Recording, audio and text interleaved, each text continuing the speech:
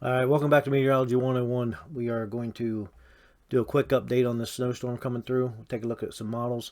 First thing we're going to pull is a current surface chart so we can see where the pressure systems are real time, and then pull the models, see how they're verifying with the real data, and then see what's going to happen through the weekend. So right now with just the isobars, we got a low pressure system over the Ohio Valley, low pressure system off the coast, the East Coast, and the Atlantic, high pressure right around the Four Corners, and another low pressure system to the north, just north of Montana. So low pressure, high pressure, low pressure. We're going to have high pressure ridging in over Canada into the Dakotas.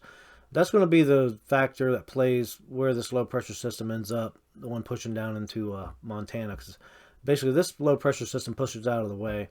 We'll pull up a radar, see what our current weather is associated with that and around the Great Lakes region, and then see what happens with this ridge on that high pressure system to the north. This is basically about the same setup we had on that last snowstorm. The high pressure in the north was ridging in. What was going to happen with the low? Basically, one that formed up over Colorado. It depended on how much that high pressure system ridged in to the northern U.S. to keep that low pushed to the south. So all the moisture that low pressure system picked up as it moved east, and then the moisture off the Gulf, what it picked up there, and then that's why Tennessee, Kentucky, everyone got snow, ice, everything. Southern Ohio, but we didn't get any precip in Dayton or Columbus that far north. Everything stayed south. Initially, the Euro model was pushing for about 4 to 6 inches in southern Ohio. Ended up getting maybe a half an inch. A lot of that stuff, they didn't even really put salt down, so a lot of the snow got packed on the roads, caused a lot of wrecks. But the weather stayed a lot further south. This time, we'll have to see what the high pressure system is going to do from the north and what happens with this low that pushes through and causes that weather over the weekend, and see where the models are standing on that. So, all right, we got low pressure over the Ohio Valley. I'm going to put the isotherms on here. I do use Celsius just because they're a little less spaced, a little more spaced apart, just to so the map doesn't get that cluttered. We can see we got a thermal ridge up into the continental divide, the thermal troughing over the Ohio Valley. We do have a little bit of thermal advection over Iowa, Minnesota, the Dakotas, weak thermal advection. Well, most of it's over Iowa, pushing down into Missouri, and then weak thermal advection over the East Coast. So we have a baroclinic high over the west, over the mountain range. That's more just looks like a cold core high. We can see this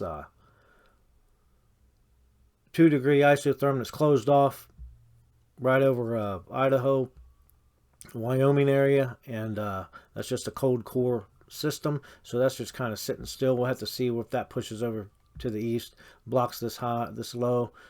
We do know we're going to get some snow this weekend, so the determination of that's going to be this high pressure system to the north. How much these two highs, this low is going to have to squeeze between those highs and push south, and how far south that low is going to actually go, and or how far north it's going to stay to determine how far north the precip is going to stay. So let's put some station plots on here, and then we can look at how, try to get an idea of our ceilings, where our most stable environment is, and the lower ceilings, the cloud cover, and all that. So if we look at this chart, grab a pen and we can draw on this thing. Let's go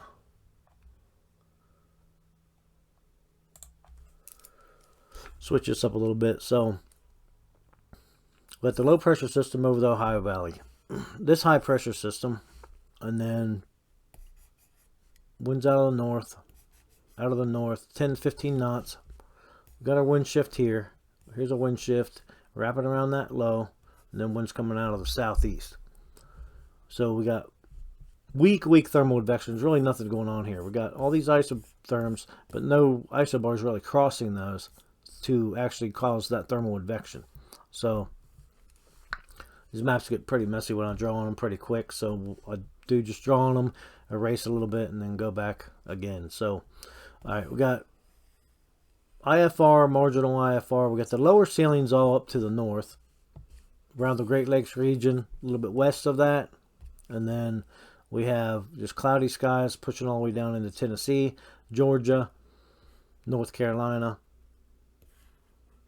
up into Jersey, and all the way back over. So actually all the way up into New York.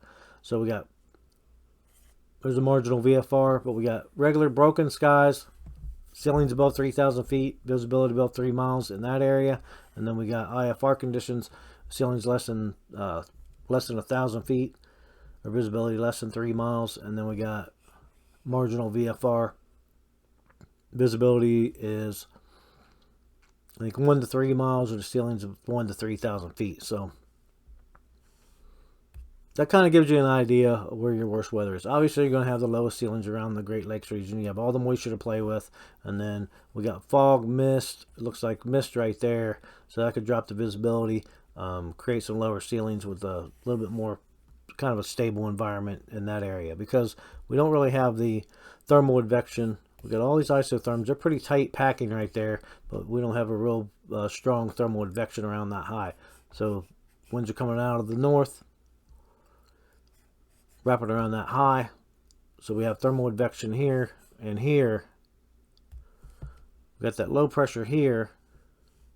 So if we had to place a front, there's really not a lot of frontal activity going on here. If it is, it's stationary. So we do got the wind shift. We got a 51, a 44.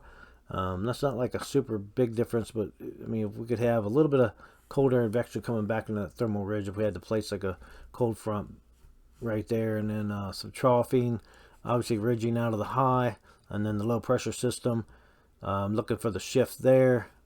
Really not much thermal advection there. That low pressure system, we got the thermal ridge pushing up into that low, so we could almost have an occlusion coming out of that low, and then that cold front would almost have to want to wrap around this that high pressure system to show cold air advection. But that is so weak, it's almost going to be like a trough on the lee side of the mountains coming out of that low.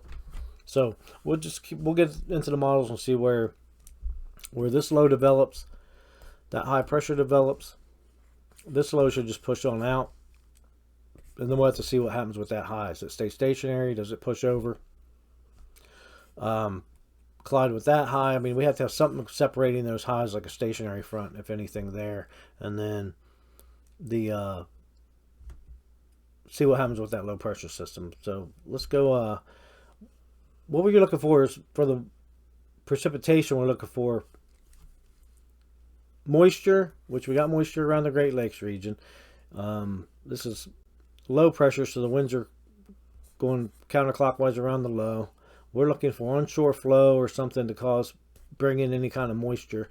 Typically, if you have a high pressure, you can have moisture pumping in from the Gulf, but that's not happening. So we're pretty dry. Let's go look at a radar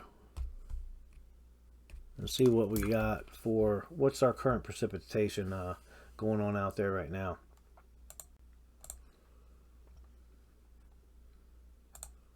Let me get back where I need to be. Make this a clean screen for you. Okay, so we had that low pressure system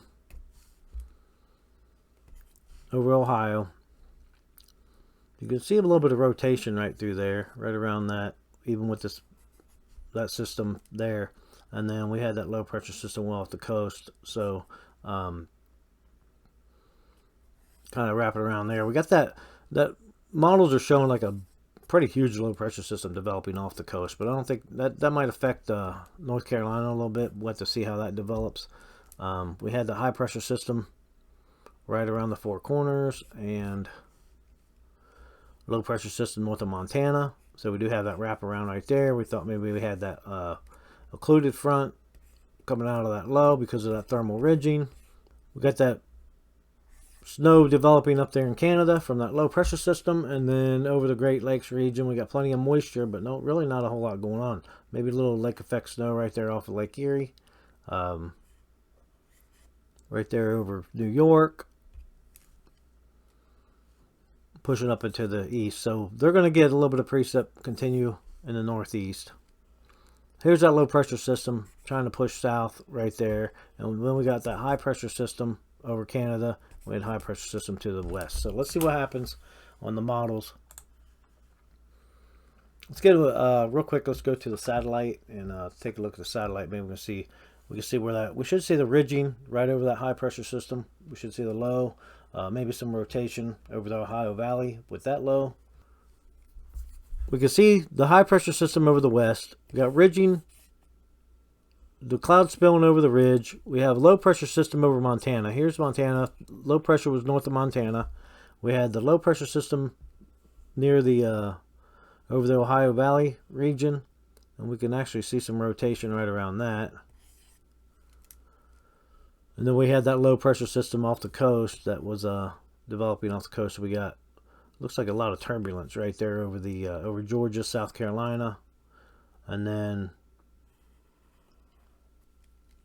with this low, maybe that jet stream coming up. This low over Ohio, really we didn't define our fronts very well, so if we had low pressure there, maybe like a jet stream coming through that low into up over that one. Maybe 2 fingers of the jet. Would have to pull up a 300 millibar, look at our jet stream and see how that supports those low pressure systems.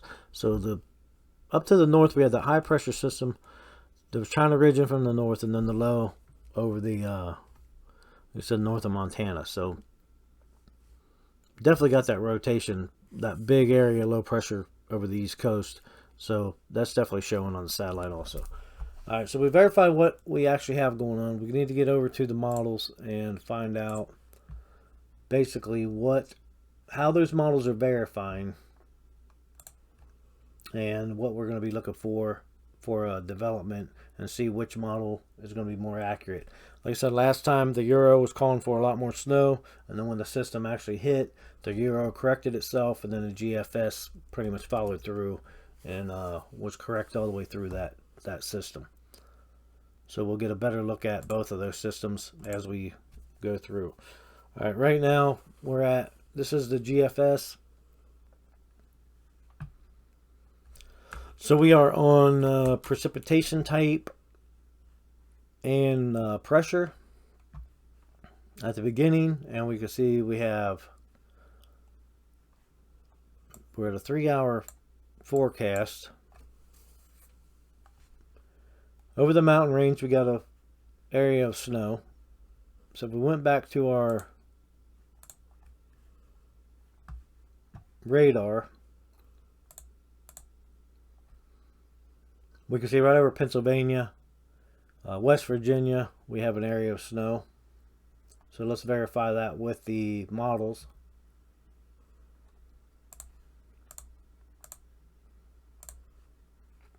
And through West Virginia and Pennsylvania, so that's verifying pretty good on the GFS.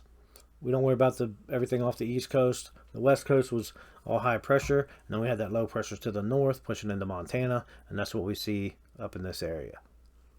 So if we push this forward, we can watch that low pressure system drop to the south. Watching this low, watching this high. Like I said, the last factor was how far south this high pressure is going to push to block that low. That's going to determine how far south that low has to go before it wraps back around that high, or if it just gets blocked completely, and then that's going to determine how much snow we get all the way to the south. Because with this high pressure system pushing south, ridging in, we can see it ridging in right there through all the way down to Alabama, Mississippi. This low pressure system pushes to the south. And then we got that inverted trough where we have our instability, and we pulled the moisture off the Great Lakes. Now we have a pretty good snowstorm coming through Iowa. The inverted trough causing the instability and the lift. And then we have the cold air from the high pressure system ridging in, and then that's dropping the freezing levels low enough to cause that to be snow. So as that pushes south, we still got that low pressure system, pushes down into Louisiana, south of Arkansas, across the Mississippi, the Gulf states, and brings pretty much starts picking up that moisture off the Gulf and wrapping around. And then with that high pressure system being behind that, the colder air overrunning that moisture, overrunning that cold air, with the low pressure causing that precip, that falling through the low freezing levels causing snow all the way down into Arkansas. And that looks like some pretty significant snowfall. We get a minute, we'll go to accumulation, and we'll look at how much snowfall we're looking to get here. So, and then pushing across Tennessee, Kentucky, and then you can see your mixture lines over the mountain range and then into North Carolina, and then that system pushing to the northeast off the East Coast. But it's still right there being along the East Coast, bringing all that wraparound moisture back onshore and pushing that all the way into Pennsylvania and causing snowfall all the way through Ohio. The Ohio Valley looks like Columbus might just get skimmed along with Dayton, and then that low pressure system pushing all to the northeast into the New England states, and then them getting the significant amount of the snowfall. So they're going to be getting quite a bit of snowfall in that area once again. So then the high pressure system is pretty much dominating the United States and wipes out most of the precipitation. You'll have some lake effect snow, as always, around the Great Lakes region, just picking up that moisture across the lakes. And then we have another low pressure system dropping down out of Canada, and that looks like that pushes to the east. And then a low pressure system tying in with that, that's developed over Texas, pushing into Oklahoma, and that starts to push to the east, bringing moisture off the Gulf as this high pressure system over the Atlantic starts bringing that southerly flow, pumping moisture off the Gulf, and then the low pressure interacting with that, bringing more precipitation in the southeast. And then obviously snowfall over the Great Lakes region and the mountains, the Appalachian Mountains. That's pretty much going to be the cause of that, where the snowfall is. Everything else will be in rain. All right, so going back, looking at this low pressure system, New England states get hit pretty good with snowfall. Like I said, we'll go back into the amounts. Let's go ahead and look at the amounts real quick. I'm going to back us up just to the Dakotas, Minnesota, and then we're going to go to precip amounts. I want to see accumulation.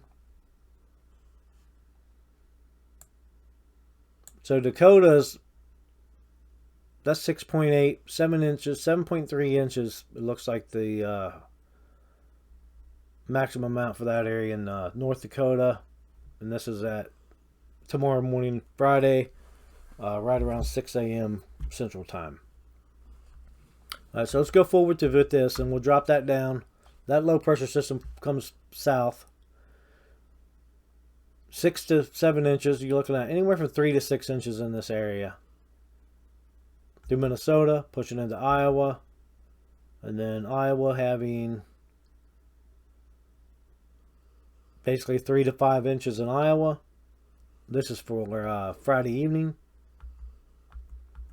And then that pushes down into Missouri, around St. Louis. 2.5 inches, up to 2.5 inches in that area. Dropping down into Arkansas, and that is 2 to 4 inches. Just isolated areas, 2 to 4 inches there in the northeast part of Arkansas, and then pushing across Tennessee as 1 to 3 inches. Let's go back one right there and see what we get right here. 3 to 5. Basically 3 to 6 right there in Tennessee. And then as we push into the upper elevations, we're pretty much 4 to 7 inches in that area. Now, here's where we start getting pretty heavy in the upper elevations. 7, 8 inches, 9 inches. There's 8.6 is what I'm looking at there. Northern Virginia, 7.4, 7.8. And then pushing up into Pennsylvania, New York, 5 to 7 inches. And then, like I said, the northeast is going to get hit pretty good again. Up there, it's 10 inches I've seen right there.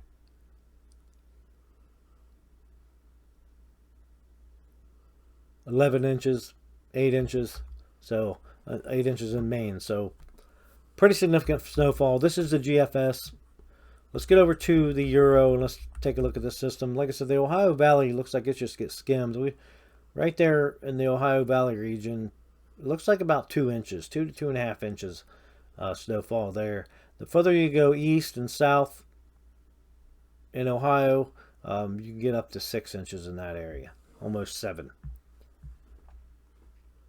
All right, so we're going to go to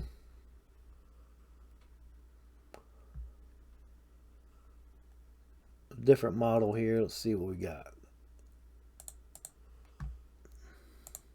We're going to go to the Euro model.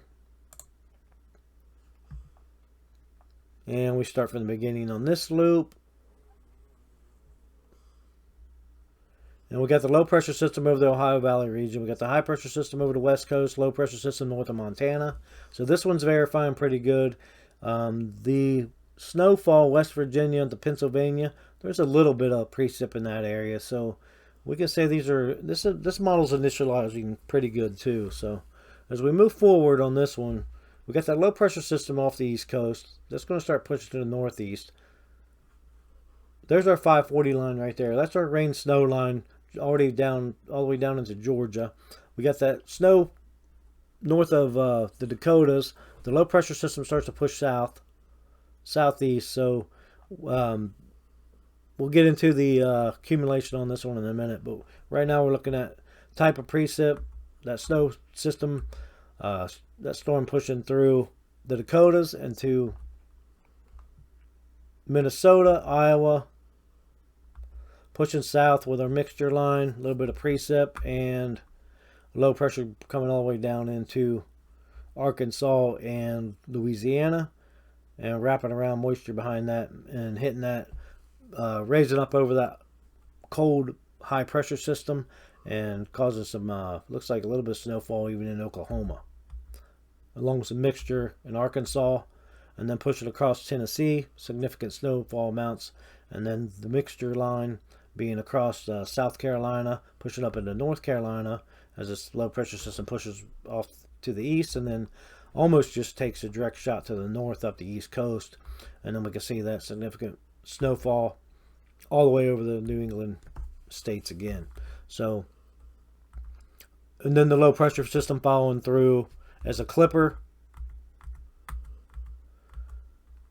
and then high pressure dominates the eastern United States. And then it looks like maybe even another clipper comes through on the Euro over the Great Lakes region, actually bringing snow through Indiana and Ohio.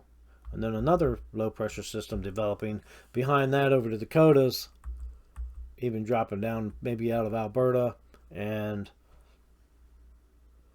creating another low pressure system. We'll have to wait for an update on the models to see exactly where that one goes and what's developing from it. So pretty good low pressure system off the East Coast there that developed too. Looks like that formed over the Gulf, pushes across the panhandle of Florida, has some thunderstorms,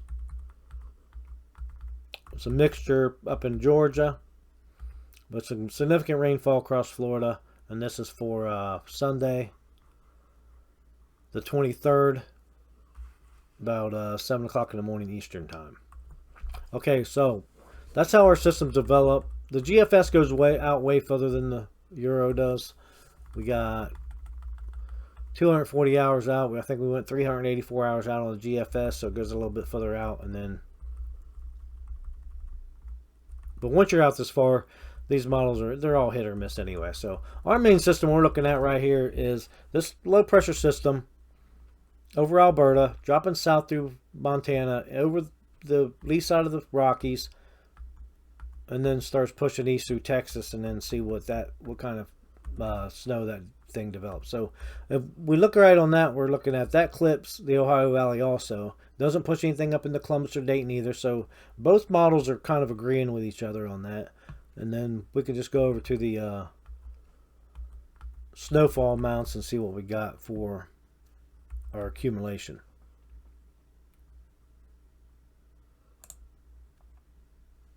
See if this is going to give us this one won't give us the measurements. We have to look at the graph. So let's go. Got quantitative precipitation for every 6 hours. So let me go. We're reset on the model run. Try to get you guys some times. You can see the time in here. Now we can go forward with that one.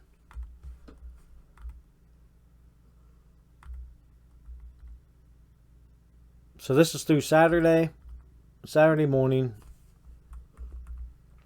So it looks like our heaviest stuff down here. I can't really see that graph. 0.6 to 0.7 inches. That's just under an inch of snow.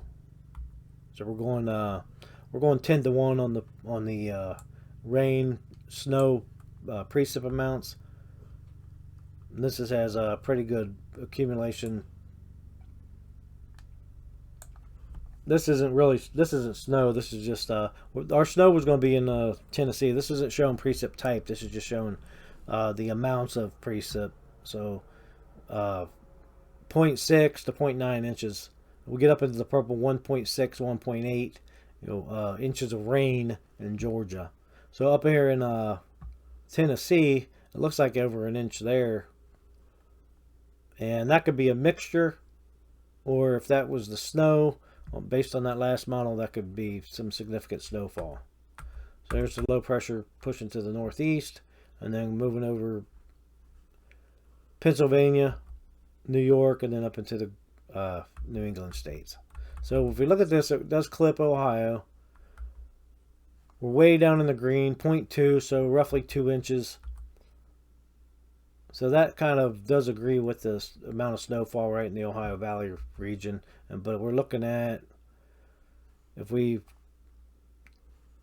calculate that 0.9 over Maine into snow, then that's basically 9 inches of snow. And we did see some areas of 10 inches up in that area. So I think the models are agreeing pretty well.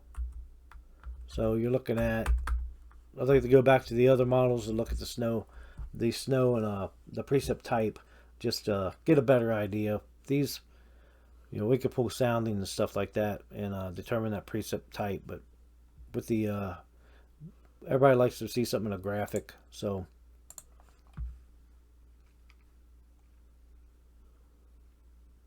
let me get that back up. So here's the graphical precip of this thing, precip type. So this is snow accumulation right now. So we got 11.5 inches right there between Ohio and Pennsylvania, and then significant snowfall over New York, all the way up to 13 inches I've seen. And this is Monday, right around 10 a.m. Eastern time, and then significant snowfall just going up into the New England states as usual. So our thing is, where's that? Let's go look at this. These models. We want to see exactly what's happening with the high pressure system. Is that high pressure system ridging in, keeping that low pressure system, to the west a little bit longer, dropping further south?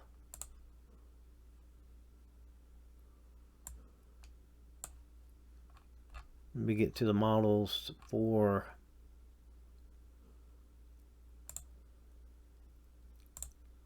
there we go. This is just going to be precipitation, not necessarily any type of precip. So ignore the blue. It's not, doesn't mean it's snow. So we're just mainly looking at these systems. So the high pressure system to the north, the low pressure system over Montana, and then the low pressure system off the east coast. That gets pretty significant. So we have low pressure system, inverted trough. The low pressure system pushes all the way down into Texas. Right there, drops down into Texas. Inverted trough, creating instability over Montana. All that snowfall coming down into the Great Lakes, and then starts picking up moisture off the Great Lakes region and pushing up into Alabama, Mississippi, all the way up into Tennessee. And then that low pressure system keeps developing. Now, let's go back. Here's the high pressure system that's ridging in. That's the one that's going to steer all this. So it's ridging in pretty good down into Nebraska. Ridges all the way down into Oklahoma. and then quickly moves out of the way and does keep this low pressure system to the west, where it almost drops directly south. And then the ridge, high pressure, moves out of the way as this inverted trough off that low comes through and kind of just goes around that high, and then pushes back up to the northeast. Gets steered by the jet. And then these high pressure system pretty much dominates the southeast United States there. And then there's that Clipper system that develops and then pushes over the Great Lakes region with a elongated area of low pressure through the central U.S. and then another low pressure system developing there that just kind of fills in and creates all the precipits created along the Appalachians and then right along the Gulf region where there's onshore flow bringing moisture on land, and then the mountain range causing that lift and causing that precip, and then pushes off and we got high pressure. So now these temperatures can get pretty cold on that high pressure because it's pushing out of Canada, so I would expect a temperature drop. This is Friday, 18Z, so it's like 1 o'clock Eastern time. This is January 21st. Like I said, that's pretty far out, so you can't, you kind of take these models with a grain of salt. But right now, their models are handling that low pressure system pretty good. So this is the one we're watching with that snowstorm in the south and through Tennessee, and then pushing up around the Ohio Valley and just clipping the Ohio Valley. Looking for 2 inches in southern Ohio, maybe 6 inches over the eastern part of Ohio, and then all that significant snowfall to the northeast. So that's pretty much it. I'm going to end this video, keep it kind of short. Visit my website, meteorology101.com. A lot of information over there. Subscribe to my YouTube channel. You can ask any question you want and I'll answer it. And then keep an eye out for more videos. So thanks for watching.